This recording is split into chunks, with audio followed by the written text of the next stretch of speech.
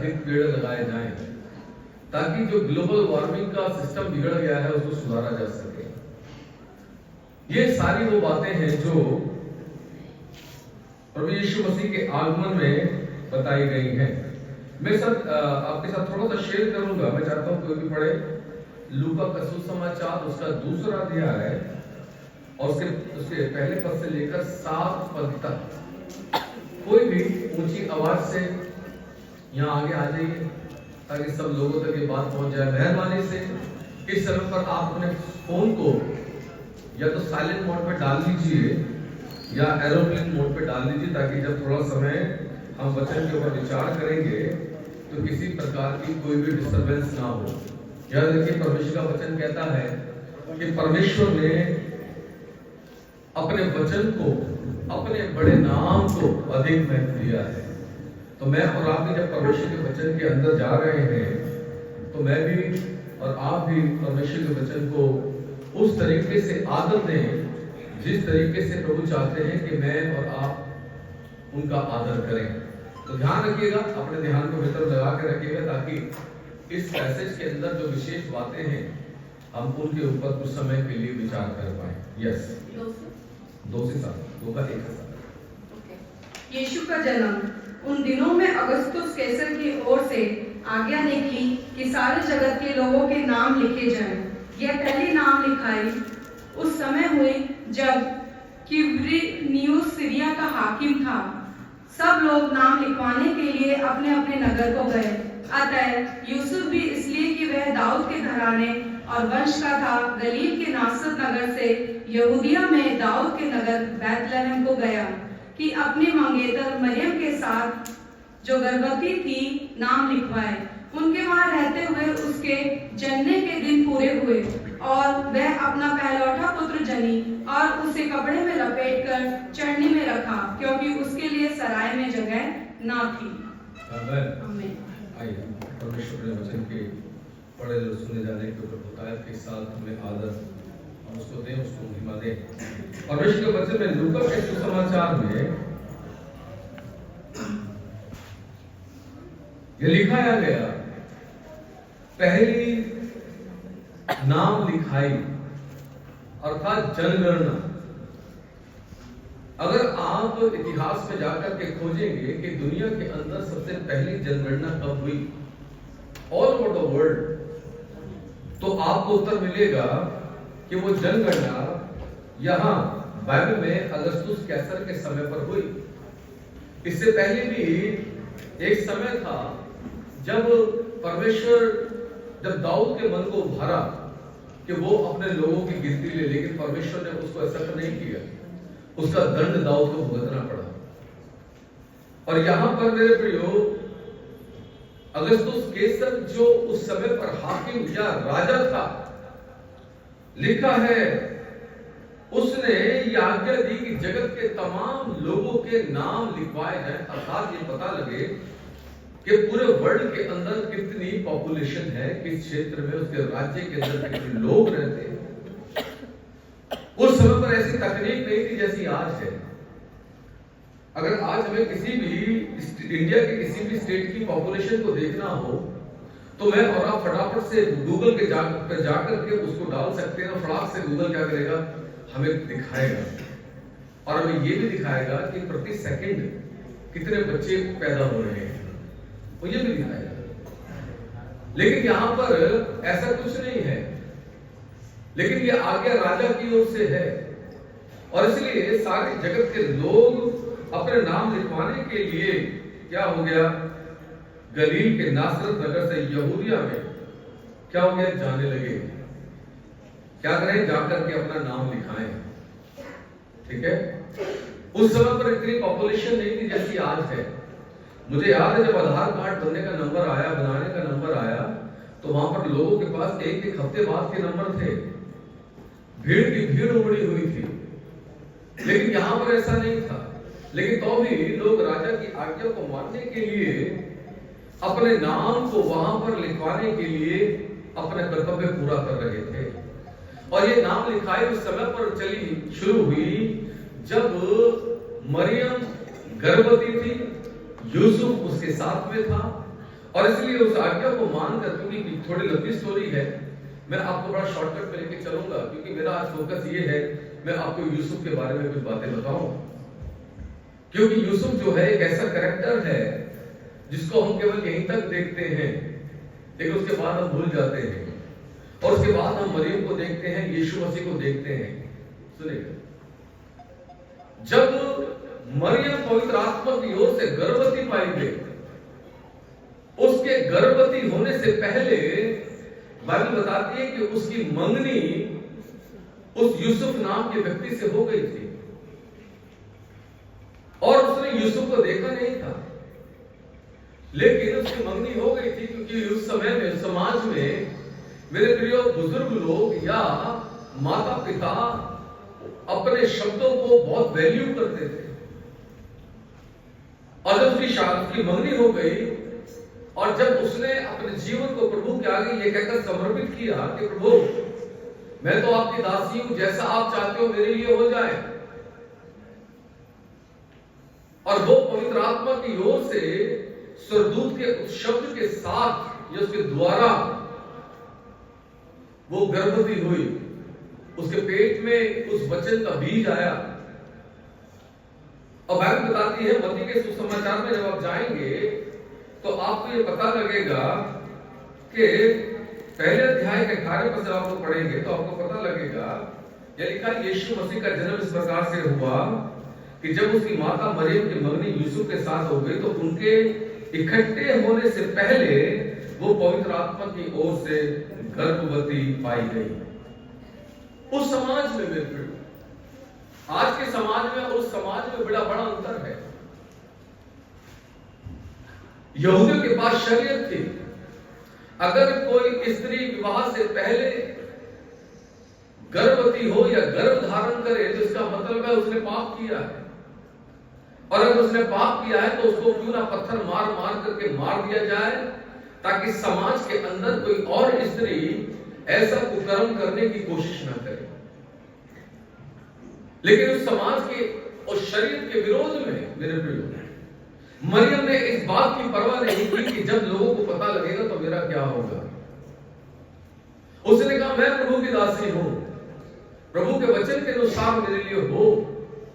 और ये बात जो है मेरे प्रियो कि मरियम गर्भवती है, वो मरियम तक ही सीमित रही, लेकिन तो भी उड़ती उड़ती बातें उसके मंगेतर यूसुफ के कानों में पड़ी। और यह बाइबल कहती है कि अतः उसके पति यूसुफ ने जो धर्मी था और उसे बदनाम करना नहीं चाहता था, that is the true love.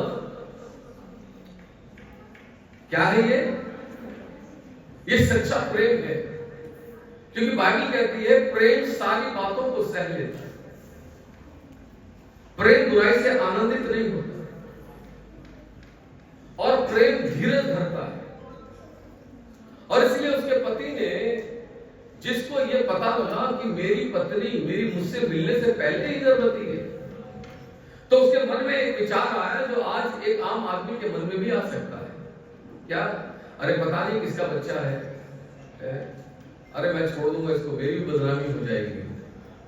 लेकिन यहां परमेश्वर का वचन आगे कहता है, लिखा जब वो विचार कर रहा था, वो सोच रहा था मुझे अपनी लाइफ में क्या डिसीजन लेना चाहिए, और तब बाइबल यहां पर कहती है वो बड़ा चिंतित था, वो बड़ा जो है कंफ्यूजन में था, क्या करे क्या नहीं करे। लेकिन यूसुफ के बारे में एक बहुत अच्छी बात जो मैं आपको बताना चाहता हूं वो ये है, यूसुफ को परमेश्वर ने पहले से ही इस बात के लिए तैयार किया हुआ था कि परमेश्वर की बड़ी योजना के अंदर यूसुफ अपने बड़े योगदान को दे। और इसलिए जब वो विचार कर रहा था और विचार करते करते वो सो गया, ये सोचने के लिए, ये जानने के लिए कि उसे क्या डिसीजन लेना चाहिए। कई बार जब हम बड़े चिंतित होते हैं और हमारे ऊपर विचारों का प्रेशर होता है और नाना प्रकार के विचार हमारे मस्तिष्क में घूमते हैं, तो हम सोचते हैं, हमें नींद नहीं आती, हम बेचैन होते हैं, हम बिस्तर के ऊपर करवटें बदलते हैं, और जब बहुत अधिक दबाव होता और अधिक दबाव होता है, जब आपके मन में हौल उठने लगे, ना आपको बैठते चैन आए, ना आपको लेटते चैन आए, तो ऐसे व्यक्ति को मेडिकल साइंस कहती है कि डिप्रेशन का पेशेंट हो गया है। क्या हो गया इसको? डिप्रेशन हो गया। लेकिन मेरे और आपके लिए बड़े आनंद की बात यह है कि अगर मैं और आप ऐसी अवस्था में पहुंच जाते हैं तो मैं कहूंगा जितनी ज्यादा हो सके आप उतना ज्यादा प्रार्थना में परमेश्वर के पास जाइए। सुनिएगा, और ये मत सोचिएगा एक बार मैंने प्रार्थना कर ली तो बस नो। जब जब आपके ऊपर दबाव आए और जब जब आपके मन में हौल उठे, आपको तसल्ली ना हो, आपके आंख से आंसू बह रहे हो, तो फिर आपको अपने परमेश्वर के पास जाना ही है, चाहे वो हर घंटे में क्यों ना जाना पड़े। आप घुटने टिकाइए, परमेश्वर के आगे आंसू बहाइए, परमेश्वर के सामने रोइए, परमेश्वर को पुकारिए। परमेश्वर ने वचन में कहा है कि संकट के समय मुझे पुकार, मैं छुड़ाऊंगा। आप अपने जीवन के हालातों को परमेश्वर के सामने रखिए, अगेन एंड अगेन, बार बार रखिए। बिल्कुल यूसुफ बड़ा बेचैन है, हाय ये क्या हो रहा है, ये कैसे हो गया है।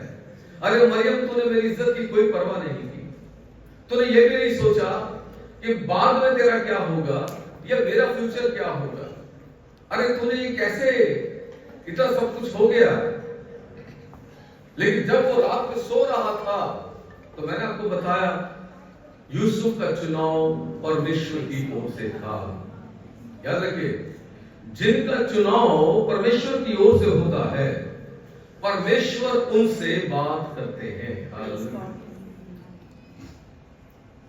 और वो सो रहा था तो बाइबल बताती, यहां बताती है, यह लिखा है कि प्रभु का एक स्वर्गदूत उसे स्वप्न में दिखाई दिया। स्वप्न में, ये दर्शन नहीं है, ये स्वप्न है। और यहां जब उसको स्वप्न में दिखाई दिया तो वो स्वप्न में उससे क्या बात करता है? ये वो बात करता है जिसके बारे में डिसीजन लेने के लिए यूसुफ चिंतित और बेचैन है।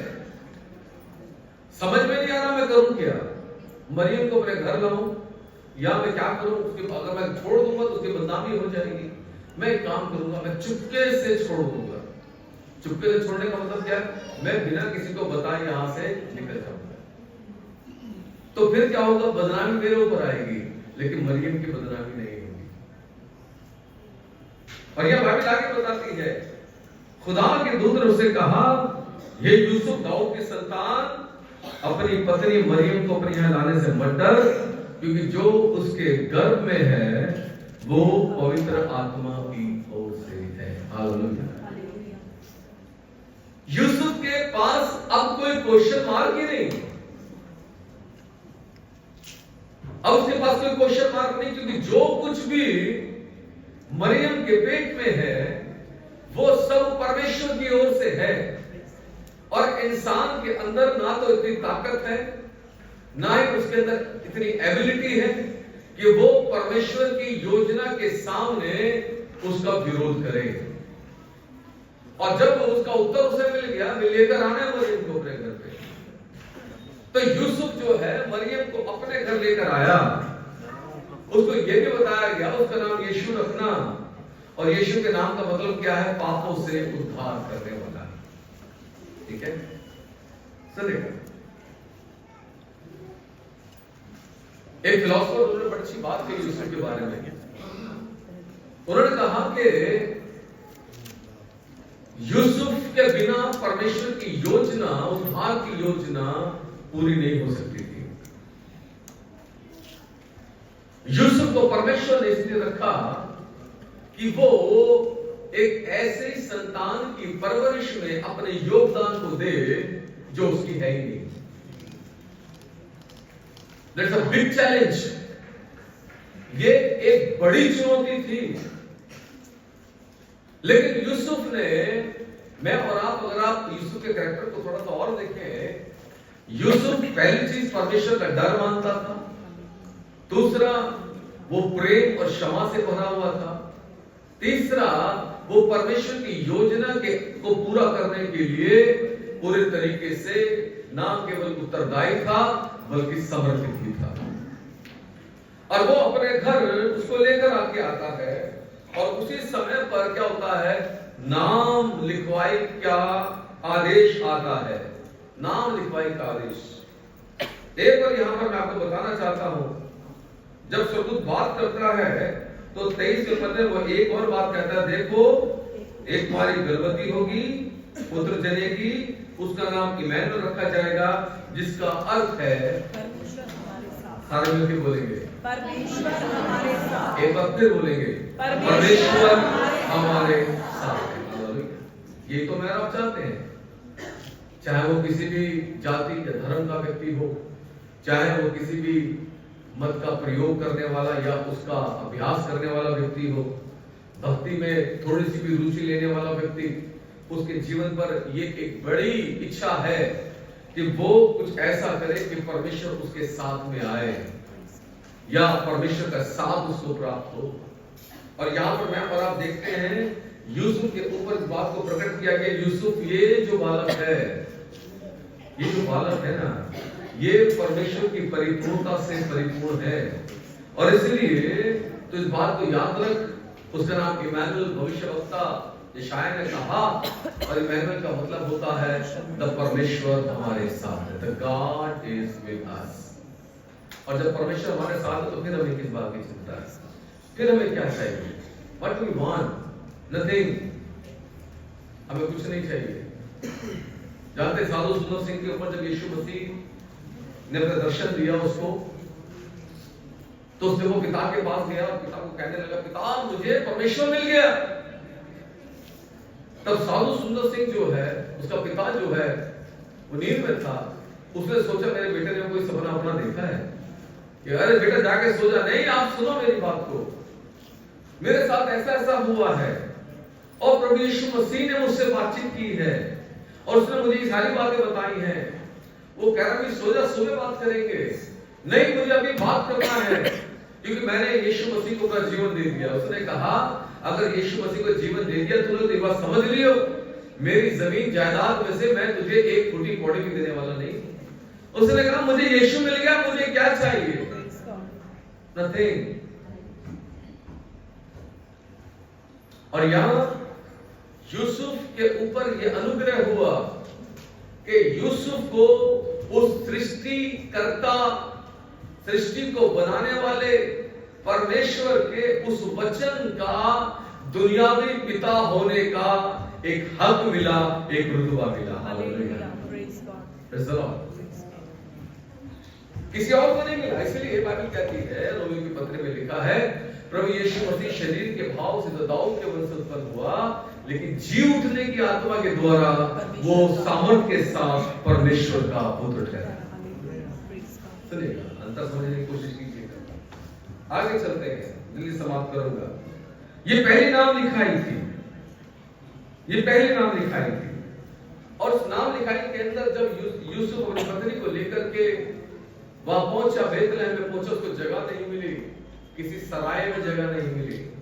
आज तो आप कहीं भी चले जाओ, गूगल के ऊपर आप सर्च करो, हजारों होटल आपको दिखा देगा, आपको रूम बता देगा, आपके बजट के अनुसार दिखा देगा, अच्छी लोकेशन पे दिखा देगा। 2 रूम चाहिए, 2 लोगों के लिए चाहिए, 1 व्यक्ति के लिए चाहिए, फैमिली के लिए चाहिए, एवरीथिंग इज अवेलेबल। लेकिन बड़े अफसोस की बात यह है कि मेरे प्रियो, इस दुनिया को बनाने वाले हमारे परमेश्वर पिता, यानी परमेश्वर यहोवा, यहोवा जिसको कहते हैं, उसके पुत्र प्रभु यीशु मसीह के लिए जो परमेश्वर का वचन था, वचन से पैदा हुआ, जो सारी सृष्टि और कायनात को अपने वचन से संभालता है, जिसके अंदर परमेश्वर की परिपूर्णता है, जिसने सारी सृष्टि को बनाया है, जिसने मुझे और आपको बनाया है। हालेलुया।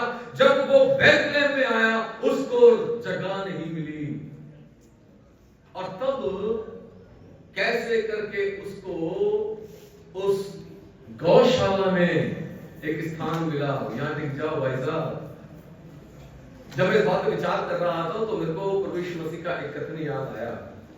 प्रभु यीशु मसीह ने कहा, आकाश के पक्षियों के 2 बसेरे होते हैं, लोमड़ियों के भट्ट होते हैं, लेकिन परमेश्वर के पुत्र के लिए, मनुष्य के पुत्र के लिए सर धरने को भी जगह नहीं।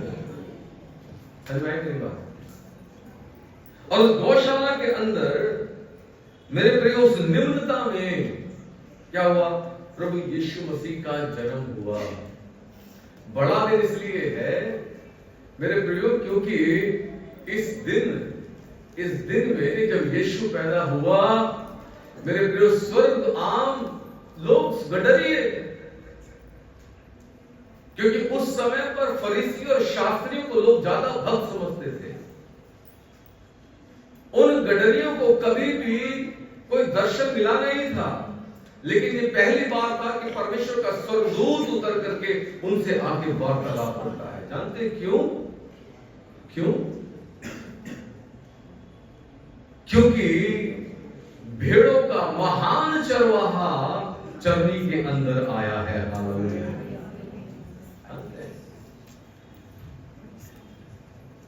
बहुत से लोगों की समझ में मेरी बात शायद नहीं आएगी, लेकिन जो प्रभु से प्यार करते हैं मेरी बात को समझेंगे। आज बहुत सारे चरवाहे हैं, क्या कर रहे हैं? चरा रहे हैं, लेकिन तो भी उनके जन्मदिन को कोई बड़ा दिन नहीं कहता, लेकिन यीशु मसीह के पैदा होने को सब बड़ा दिन कहते हैं। ठीक है? क्यों बड़ा दिन है? दूसरी बात, यह पहली बार था कि आकाश के अंदर स्वर्गदूत गा रहे थे और स्वर्ग के अंदर परमेश्वर के स्वर्गदूत आनंद मना रहे थे, और पृथ्वी के ऊपर वो गडरिये, वो राजा क्या कर रहे थे? वो भी आनंद मना रहे थे, क्योंकि राजाओं का राजा, प्रभुओं का प्रभु, उद्धार करने वाला प्रभु यीशु मसीह इस दुनिया में आया। हालेलुया। ये है बड़ा दिन मेरे प्रियो। ठीक है? ये है बड़ा दिन। और आगे लिखा हुआ है, लिखा है, अतः यूसुफ इसलिए कि वह दाऊद के घराने और वंश का था, गलील के नासरत नगर से यहूदिया में दाऊद के नगर बैतलहम को गया। और बैतलहम का मतलब क्या होता है?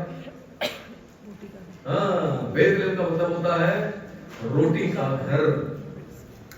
इसलिए यीशु मसीह ने यूहन्ना 6 अध्याय में इस बात को कहा, वो रोटी जो स्वर्ग से उतरकर मनुष्य को जीवन देती है वो मैं हूं।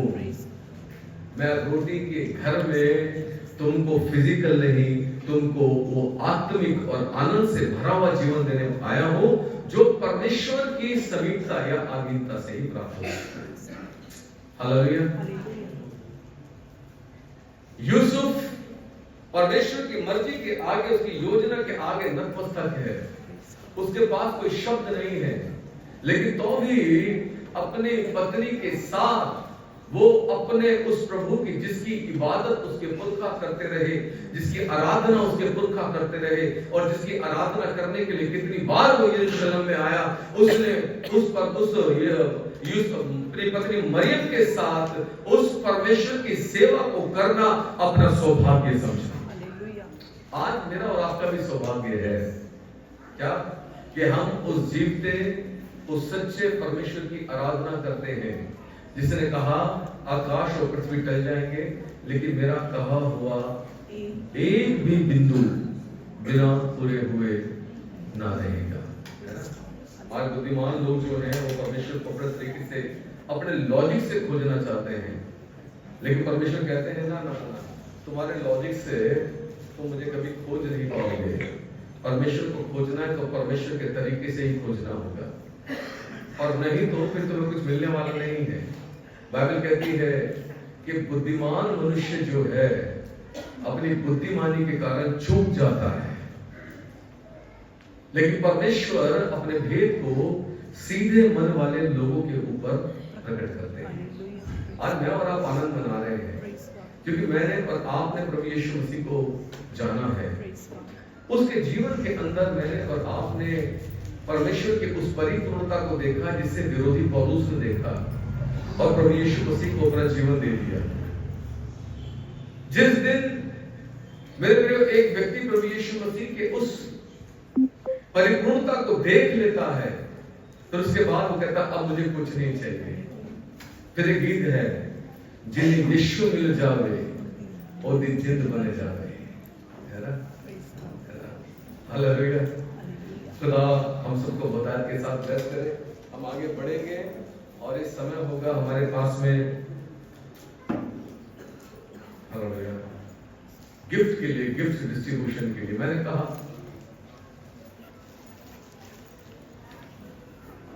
क्रिसमस जो है वो एक प्रेम का त्योहार है और प्रेम में दिया जाता है।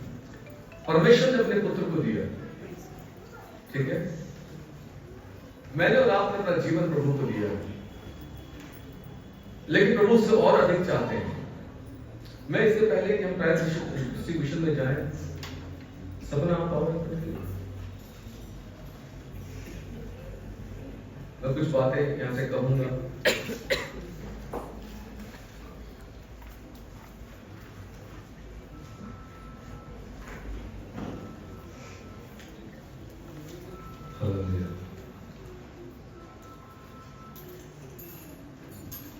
मेरी लगभग 18-19 साल की इस सेवा में परमेश्वर मुझे कई तरीके के स्तर से लेकर के गए। मैंने अपने जीवन के अंदर परमेश्वर की समीपता को आभास किया। मैंने परमेश्वर की आवाज को सुना। मैंने एक आत्मिक अगुवाई को प्राप्त किया, जब परमेश्वर मुझे बार बार मेरी छोटी बातों से मुझे सिखा रहे थे। फिर एक समय आया, मैंने मूसा के समान लोगों की कुड़कुड़ाहट और बुड़बुड़ाहट को सहा। फिर एक और समय आया मेरे प्रियो, जब खुदा ने मुझे यह एहसास दिलाया, जिसके लिए बाइबल कहती है यीशु मसीह के बारे में वो दुखी पुरुष था, लिखा रोगों से उसकी जान पहचान थी। मैं बड़ा हैरान था, क्यों वो दुखी पुरुष क्यों था। सुनिए बेटा, बैठ जाओ 2 मिनट के लिए और रुक जाओ, फिर शुरू करते हैं। वो क्यों दुखी पुरुष था? मेरे प्रियो, इंसान को सबसे अधिक दुख जो है अपने लोगों से आता है। यीशु मसीह को उसके भाइयों ने जब उसकी माता उसके भाई से मिलने के लिए आए, तब उन्होंने कहा इसका चित्त ठिकाने नहीं है। फिर जब घर वालों ने उसको इंसल्ट किया, तब बाहर वाले बोले अरे इसमें दुष्ट आत्मा है, ये बाल जबूल की सहायता से दुष्ट आत्माओं को निकालता है। तीसरा काम, घर वाले कह रहे हैं अरे इतने चमत्कार दिखाता है, अरे बाहर जाके चमत्कार दिखाना। इसलिए बाइबल कहती है वो अपनों के पास आया, अपनों ने उसे ग्रहण नहीं किया। चलिए आगे चलते हैं। हम जिससे सबसे ज्यादा प्रेम करते हैं वो ही क्या होता है, हमें उतना ही बड़ा दुख देता है, ठीक है। यीशु मसीह के चेले उसके साथ में हैं, 12 चेले हैं, बड़ा प्रेम करता है। यूहन्ना तो छाती पे सर रखकर सोता था, बाकी चेले उसके आसपास रहते थे। अरे हमारे रब्बी के मुंह से कौन सी नई बात निकलेगी जो सीखेंगे। वही उन 12 चेलों में से ये यीशु को कहने वाला कि मैं तेरे साथ मरने के लिए भी तैयार हूं, पतरस ने 3 बार यीशु मसीह का इनकार किया। वो दुखी पुरुष था जिस पतरस को पानी पे चलने का अधिकार दिया यीशु मसीह ने। वो क्या कहता, मैं इसे जानता ही नहीं कौन है। He was rejected। वो दुखी पुरुष था क्योंकि उसके शिष्य ने, जिसके ऊपर यीशु ने भरोसा करके सारा माल, उसकी सेवा का धन उसको सौंप दिया, वो चोरी करने लगा। फिर भी उससे प्यार कर रहा था, लेकिन यीशु मसीह को 30 चांदी के सिक्कों के लिए क्या करा, उसने बेच डाला। वो दुखी पुरुष था, 12 चेलों के साथ 3-3.5 साल तक का समय 24 घंटा बिताया था, लेकिन क्रूस के समय पर वो छोड़ के भाग गए केवल एक चेले को छोड़कर। वो दुखी पुरुष था, ठीक है। लेकिन बड़े आनंद की बात यह है कि वो इन सारे दुखों के ऊपर विजयी हुआ। एक पासवान जो है, मैं आपको बताना चाहता हूं, एक पासवान के दिल के दर्द को बहुत कम लोग समझ पाते हैं। वो कितनी ज्यादा जिम्मेदारियां और कितने सारे दर्द लेके चल रहा होता है, वो किसी को पता नहीं होता। लोग सिर्फ बुराई करना जानते हैं, कोई बात नहीं, चलिएगा नहीं। लेकिन अगर मैं आपको बताऊंगा, उसकी इच्छा ये है कि लोग जिस तरीके से वो प्रभु से प्यार करके अपने जीवन को परमेश्वर के प्रति समर्पित किए हुए है, वो चाहता है कि वो उन लोगों को भी उस दर्द या उस बोझ को उनके साथ में शेयर करे और उनके मन में भी परमेश्वर के प्रति वही प्यार जाग जाए। सुनिएगा, और वो प्रत्येक रविवार कलीसिया में क्या हो आए।